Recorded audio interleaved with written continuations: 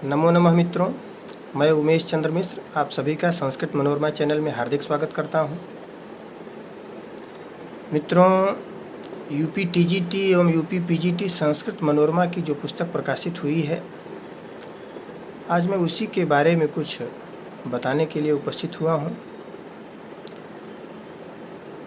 यह एक अभ्यास पुस्तिका है और इसको मैं पूरे मनोयोग एवं परिश्रम से उसको तैयार किया हूं और विगत परीक्षाओं में आए हुए प्रश्नों को देखते हुए, उसकी प्रकृति को देखते हुए मैंने प्रश्नों का निर्माण किया है। जैसे कोई श्लोक, किसी श्लोक को किसने कहा, किससे कहा, कौन सा छंद है, कौन सा अलंकार है, कौन सा रस है, प्रत्येक शब्द की व्युत्पत्ति क्या है, उपसर्ग क्या है, प्रत्यय क्या है, धातु क्या है, संधि, समास, कारक, इन तमाम प्रकार के जो प्रश्न बन सकते हैं, उन सभी प्रश्नों को मैं इस पुस्तक में संकलित किया हूँ और मेरा परिश्रम तभी सार्थक होगा जब आपको इसका लाभ मिलेगा। और आपको इसका लाभ तभी मिलेगा जब आप पाठ्यक्रम में दी गई जो पुस्तकें हैं, जैसे यूपी टीजीटी के पाठ्यक्रम में जो भी पुस्तकें हैं, अभिज्ञान शाकुंतलम का चतुर्थ अंक है, तृतीय अंक उत्तर रामचरितम का है, शिवराज विजयम है, सुकनासोपदेश है।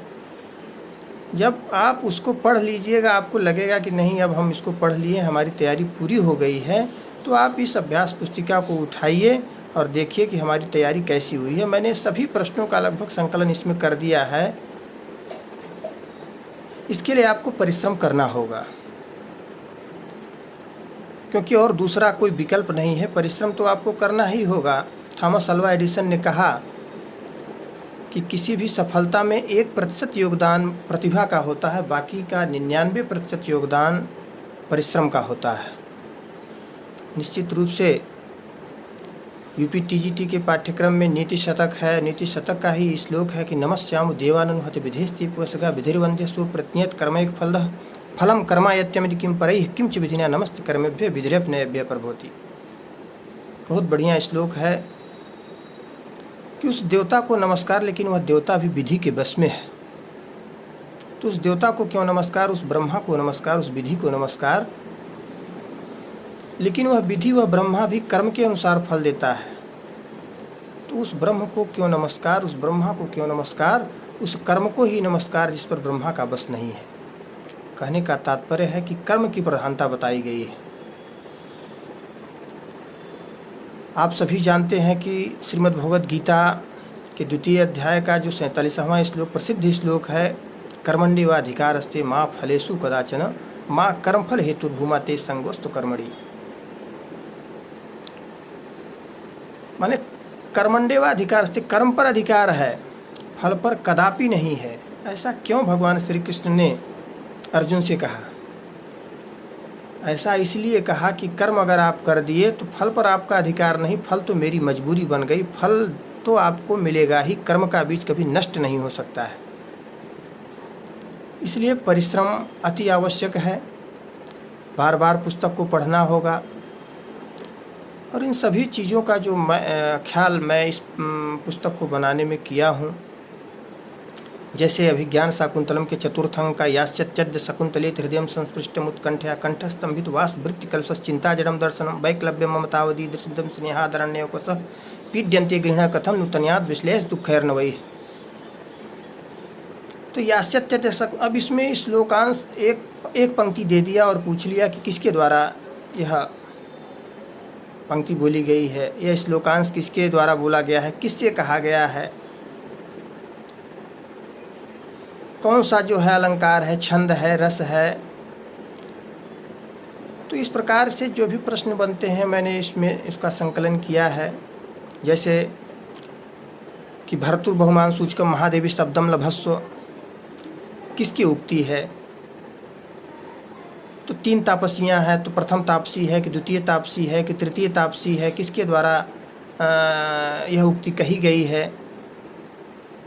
तो ऐसे प्रश्नों को जो है सभी का संकलन मैंने इसमें कर दिया है और क्योंकि आप जितनी बार पुस्तक को पढ़िएगा उतनी बार कुछ न कुछ चीज़ें, नई चीज़ें निकल कर आपके सामने आएंगी। लगेगा कि नहीं, यह जो है यह एक नई जानकारी हमको हुई है। चाहे आप कितनी भी बार पढ़िएगा, लेकिन कुछ न कुछ नई चीज़ें आपको मिलनी है, नई जानकारी, कुछ न कुछ लगेगा कि नहीं, यह चीज़ हमारे लिए अभी नया है। भले ही मैंने इसको 5 बार 6 बार 10 बार पढ़ लिया है, लेकिन कुछ न कुछ जानकारी अवश्य नई निकल कर आएगी। जैसे अभिज्ञान शाकुंतलम के चतुर्थ अंक का ही है कि कुल स्त्री पात्रों की संख्या कितनी हो सकता है कि ऐसा प्रश्न नहीं आया है, लेकिन आ सकता है। तो कुल स्त्री पात्रों की संख्या कितनी है? तो 7 है। 3 तापसियाँ हैं, प्रथम तापसी जो आशीर्वाद देने के लिए आती हैं, उसके बाद प्रियंवदा, अनुसुईया, शकुंतला, गौतमी, तो ये 7 स्त्री पात्र हैं। तो इस प्रकार से तमाम प्रश्नों का जो है निर्माण हमने इसमें किया है परीक्षा की प्रकृति को देखते हुए। और जैसे नीति शतक का एक एक श्लोक ऐसा है कि उस पर 20 से अधिक प्रश्न बन सकते हैं, और मैंने उसको इसमें बनाया है। जैसे दौर मंत्रयात निर्वृतिर्वनस्य यति संगात सुतो लालनाथ द्विजन अध्ययनात् कुतन्यात् छिलम खलोपासनात् निर्मद्यात् अन्वेक्षणात् कृषि स्नेहात् प्रवासात् स्यात् मैत्री च प्रणयात् समृद्धन्यात् त्यागात् प्रमादात् धनम। अब कुमंत्रणा से राजा का नाश होता है, तो किससे राजा का नाश होता है? तो कुमंत्रणा, दौर मंत्रयात निर्वृतिर्वनस्य यति संगात, यति का नाश आसक्ति से होता। तो इस प्रकार से कितने प्रश्न इसमें बन जाएंगे। उसके बाद प्रत्येक शब्द का अर्थ क्या होगा, किसमें कौन सी संधि है, प्रत्यय क्या है, उपसर्ग क्या है, अलंकार क्या है, छंद क्या है, तमाम प्रश्न जो है एक ही श्लोक में बन सकते हैं, जो कि मैंने इस पुस्तक में संकलित कर दिया है। तो इस प्रकार आप बारंबार पुस्तक को पढ़िए, उसके बाद फिर आपको लगे कि हाँ तैयारी हो गई है, तो इस अभ्यास पुस्तिका को निश्चित रूप से उठा के आप देखिए कि हाँ, हम स्वयं का आकलन करिए कि कितनी तैयारी हो चुकी है।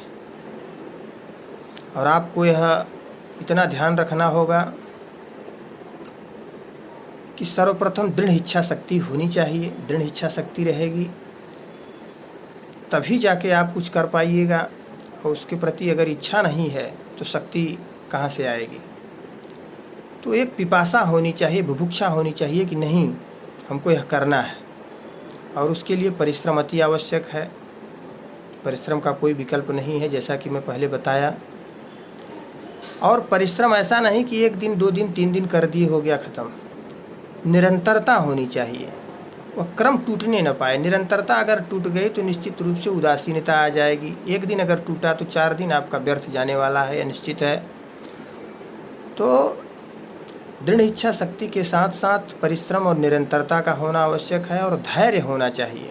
ऐसा नहीं कि परीक्षा टल गई, परीक्षा 4 महीने बाद होने वाली है, या कोई डेट नहीं अभी तक आयोग द्वारा घोषित किया गया।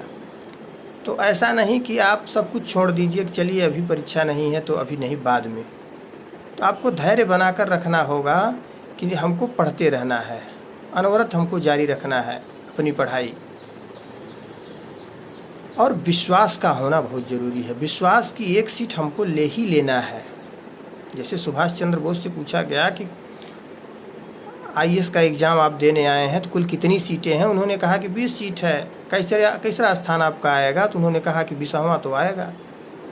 फिर अंग्रेज़ों ने कहा कि अगर 10 सीट रहती, तो उन्होंने कहा तो 10वां मेरा रहता। फिर अंग्रेज़ों ने पूछते पूछते लास्ट में पूछा कि अगर 1 सीट रहती, तो उन्होंने कहा कि 1 सीट तो हमारी है, उसको कौन ले सकता है? 1 सीट तो मेरी है, तो उसको मैं लेकर रहूँगा। और सुभाष चंद्र बोस उस परीक्षा में सफलता प्राप्त किए। तो विश्वास था उनको, दृढ़ इच्छा शक्ति थी, उसके लिए परिश्रम किए थे, निरंतरता थी, जिसके कारण वह सफल हुए। तो उसी प्रकार से आपको भी इन सभी बातों को ध्यान में रखना होगा। और फिर मैं UPTGT और PGT के पाठ्यक्रम को लेकर आपके उत्साहवर्धन के लिए पुनः मिलूँगा। तब तक के लिए धन्यवाद।